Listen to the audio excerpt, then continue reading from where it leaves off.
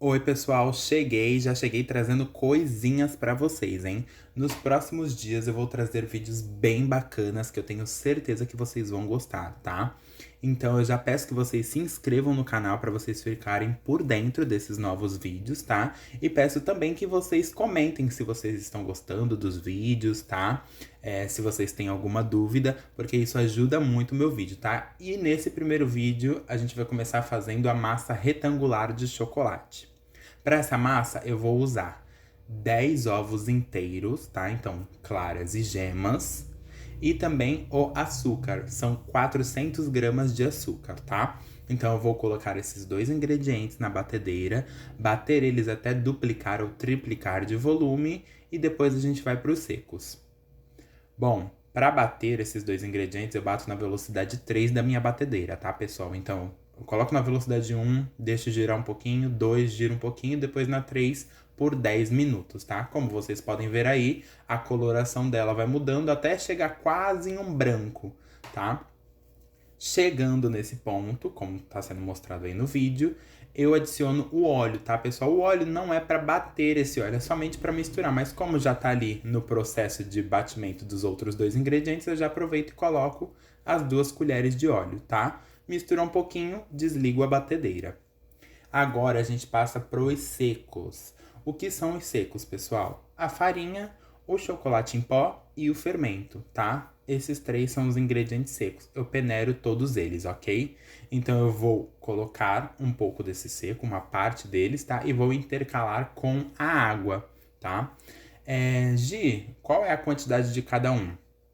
Não tem quantidade, pessoal. Eu vou colocando a olho, tá? Obviamente, os ingredientes têm a quantidade, mas eu digo nesse momento de misturar, não tem uma quantidade certa. Eu geralmente divido em 2 vezes, então eu coloco metade dos secos, metade da água, misturo, como vocês viram aí, né? Incorporo, no caso, e depois eu venho com o restante, que no caso é a outra metade, tanto dos secos como também da água, tá? E faço o mesmo processo de incorporar nessa mistura de ovos e açúcar, tá bom? Então sempre devagarzinho, do fundo para cima, né? Do meio para fora, no caso, sempre tomando cuidado para tirar o menos de ar possível, tá? Então, como vocês podem ver aí, já atingi uma cor bem bacana do chocolate e eu já percebo que não tem mais nenhum grãozinho nem de farinha e nem de chocolate em pó, tá? Feito isso, eu vou pegar minha forma, que eu vou deixar aqui na descrição o tamanho certinho dela, tá? Não unto a forma, só coloco mesmo um papel manteiga no fundo para não grudar, para facilitar na hora que eu for desenformar. E levo pro forno, somente isso, pessoal. Aqui a minha tem 5 de altura, mais ou menos, vai sobrar um dedinho só, então esse é o ideal. 180 graus por 40, 50 minutos, dependendo do seu forno. E prontinho, pessoal, estão as 2 massas assadas. Não estranhe, tá? Aqui eu vou mostrar para vocês como eu vou cortar a massa. Mas primeiro, não estranhe que eu mostrei 2 massas, tá? É porque eu vou fazer um bolo retangular. E a minha quantidade de massa que eu coloquei na forma, só dá para mim cortar ela no meio, tá? Eu tenho essa forma grande, que no caso é o que eu tô mostrando para vocês, mas eu gosto de fazer em 2 e obter 3 camadas, 4 camadas de massa, tá? Então eu uso 3 e uma eu deixo para algum outro trabalho, tá? Aqui, como eu falei para vocês, eu tô desenformando o meu bolo. Então eu pego uma faquinha, com ou sem ponta, como você preferir, passo em toda a lateral do bolo e depois que eu passar 1 ou 2 vezes, se você quiser passar para dar mais segurança a segunda vez, né? Depois que eu fizer isso, eu vou só nos cantinhos, que geralmente é onde a faca não consegue passar direito, que nem no caso a minha aqui, a minha forma é arredondada, né? Então fica um pouquinho ruim. Mas nada que você não consiga consertar ou fazer, né? Levantando um pouquinho a massa, tá? Feito isso, eu pego um papel toalha, né? No caso aqui eu peguei 2 por conta do tamanho da massa e coloco em cima. Por quê, pessoal? Esse bolo ele ficou de um dia para o outro na geladeira, então cria aquela casquinha de açúcar em cima, né? Então, como eu vou manusear ela, que no caso eu vou colocar ela numa bandeja, então para ela não ficar grudando em tudo, eu coloco esse papelzinho, tá? Só para realmente facilitar a nossa vida aí. Feito isso, tiro a forma e prontinho. Meu bolo tá desenformado, pessoal. Depois eu viro ela em cima da forma de novo, só para me dar uma altura, né? E tá pronta a nossa massa e desenformada. Como vocês podem ver aí, é uma massa bem fofinha, tá? Uma massa pão de ló, podemos dizer.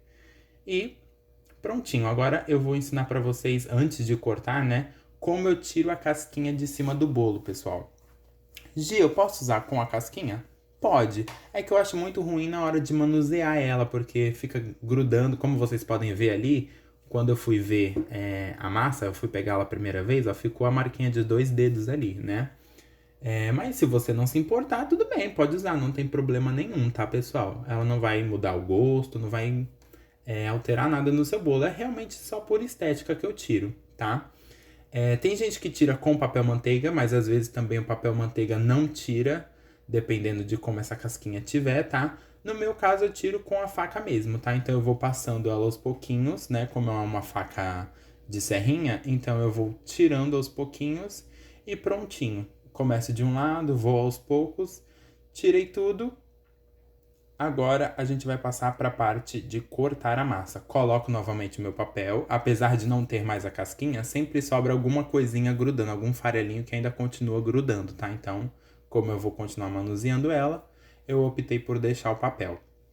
Bom, agora para cortar essa massa, pessoal, eu vou marcando primeiro todos os lados, tá? É uma massa grande, então, dependendo da faca que você estiver usando, não vai dar para cortar de uma vez. Por exemplo, eu uso essa comum mesmo do dia a dia que a gente usa na cozinha, né? Nas nossas refeições diárias, então não é aquela faca grande mesmo da confeitaria. E é por opção mesmo, tá, pessoal? Que eu gosto mesmo dessa faca. Mas se você tiver outra, melhora mais o seu trabalho, tá? Como eu falei pra vocês, eu vou primeiro marcando todos os lados. Então, marquei o primeiro lado, marquei o segundo, marquei o terceiro e agora estou marcando o quarto lado, tá? Marquei, o que eu vou fazer agora? Eu levanto um pouco mais a massa e aprofundo um pouco mais a faca. Se vocês repararem aí, a faca agora ela tá entrando praticamente o cabo dela dentro da massa, ó. Eu passo um pouco mais fundo essa faca, tá? E conforme eu for passando, claro que aqui não vai dar pra vocês perceberem, né? Mas aí quando vocês fizerem a massa, vai ficar mais perceptível pra vocês. Vocês vão sentir que realmente a massa ainda não estava cortada, ela só estava marcada, tá bom? Então conforme você vai aprofundando, você vai percebendo que ainda tem massa junto ali. Novamente, volto pro início, aprofundo um pouco mais essa faca. Ó, como vocês podem ver, o cabo já tá cada vez mais para dentro da massa, tá? Se você tiver aquela faca grande, né, que geralmente a gente usa mesmo na confeitaria, melhor para você, que você marca e já passa a faca de uma vez, né? Porque é justamente para isso a marcação. Como a minha é pequenininha, eu faço dessa forma e também dá super certo, tá, pessoal? Não me atrapalha em nada. Só demora um pouquinho mais, dá um pouquinho mais de trabalho, tá? Bom, agora aprofundei o máximo possível e tá pronta a nossa massa, pessoal. Cortadinha, prontinha para uso, tá? Então, se vocês gostaram, deixem o like de vocês, tá? Façam essa receita em casa, me digam o que vocês acharam depois, tá? E me marquem nas redes sociais caso vocês façam essa massa também, vocês usem aí na casa de vocês. Deixem as dúvidas de vocês no comentário que eu respondo assim que possível. Um beijo, pessoal. Tchau, tchau.